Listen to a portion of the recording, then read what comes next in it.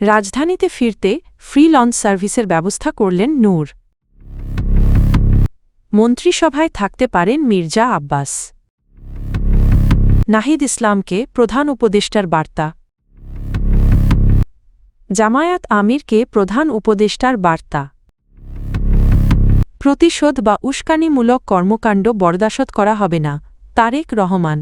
ত্রয়োদশ জাতীয় সংসদ নির্বাচন ও গণভোট শেষে নিজ নিজ কর্মস্থলে ফেরার জন্য পটুয়াখালী -3 গলাচিপা দশমিনা আসনের ভোটারদের জন্য ফ্রি লঞ্চ সার্ভিসের ব্যবস্থা করেছেন নবনির্বাচিত সংসদ সদস্য নুরুল হক নূর।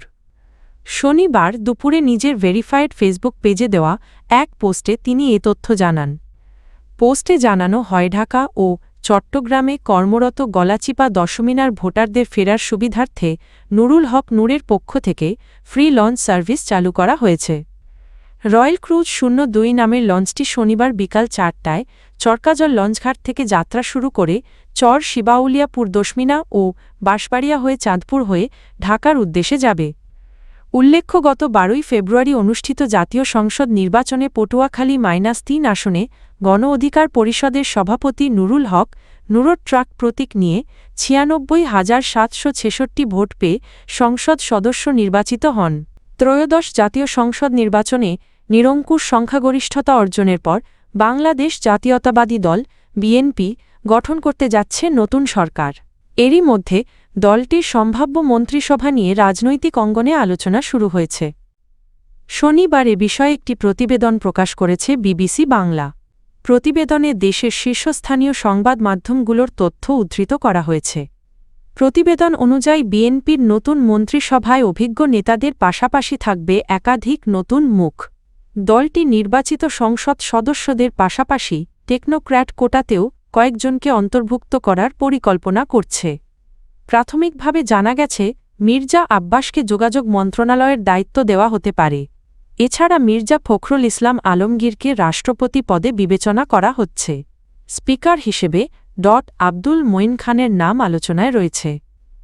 সম্ভাব্য মন্ত্রিসভায় সালাহউদ্দিন আহমদকে স্থানীয় সরকার মন্ত্রণালয়ে আমির, খসরু মাহমুদ চৌধুরীকে বাণিজ্য মন্ত্রণালয় এবং আ.ন.ম এহসানুল হক মিলনকে শিক্ষা মন্ত্রণালয়ের দায়িত্ব দেওয়ার কথা ভাবা হচ্ছে।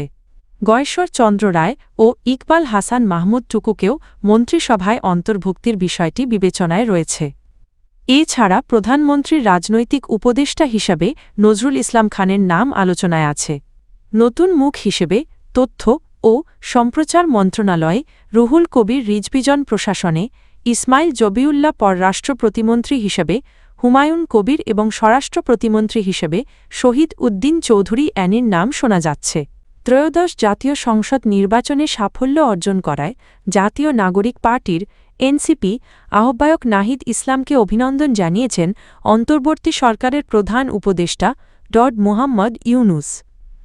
শনিবার দেওয়া এক শুভেচ্ছা বার্তায় ইউনুস বলেন, নাহিদ ইসলামের নেতৃত্বে এনসিপি যে সাহস, দৃঢ়তা ও আত্মবিশ্বাসের সঙ্গে নির্বাচনে অংশ নিয়েছে তা বাংলাদেশের গণতান্ত্রিক ইতিহাসে একটি তাৎপর্যপূর্ণ অধ্যায় হয়ে থাকবে। তিনি বলেন, মাত্র 1 বছর আগে ছাত্র জনতার অভ্যুত্থানের প্রেক্ষাপটে গড়ে ওঠা একটি নবীন রাজনৈতিক দল হিসাবে 30টি আসনে প্রতিদ্বন্দ্বিতা করে 6টিতে বিজয় অর্জন এবং আরও কয়েকটি আসনে শক্ত প্রতিযোগিতা গড়ে তোলা একটি ব্যতিক্রমী সাফল্য। তার মতে এই অর্জন শুধু নির্বাচনী ফলাফলের মধ্যে সীমাবদ্ধ নয়, এটি তরুণ প্রজন্মের আত্মবিশ্বাস, স্বপ্ন এবং গণতান্ত্রিক চেতনার শক্তিশালী প্রতিফলন।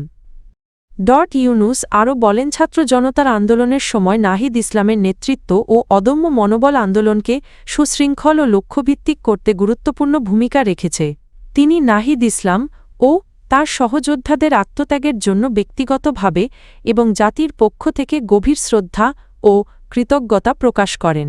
ত্রয়োদশ জাতীয় সংসদ নির্বাচনে মর্যাদাপূর্ণ ফলাফল অর্জনের জন্য বাংলাদেশ জামায়াতে ইসলামীর আমির ডা. শফিকুর রহমানকে অভিনন্দন ও ধন্যবাদ জানিয়েছেন অন্তর্বর্তী সরকারের প্রধান উপদেষ্টা মোহাম্মদ ইউনুস। শনিবার দেওয়া এক বার্তায় প্রধান উপদেষ্টা বলেন, ডা.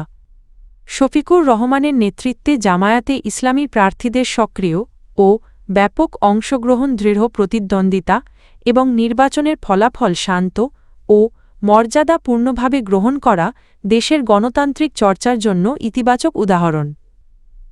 ইউনূস বলেন, নির্বাচনী প্রচার পর্ব থেকে ফলাফল ঘোষণার পরবর্তী সময় পর্যন্ত জামায়াত আমিরের রাজনৈতিক শিষ্টাচার, সংযম, দায়িত্বশীল বক্তব্য এবং দলীয় কর্মীদের প্রতি শান্তিপূর্ণ আচরণের আহ্বান দেশের সামগ্রিক পরিস্থিতি স্থিতিশীল রাখতে গুরুত্বপূর্ণ ভূমিকা রেখেছে।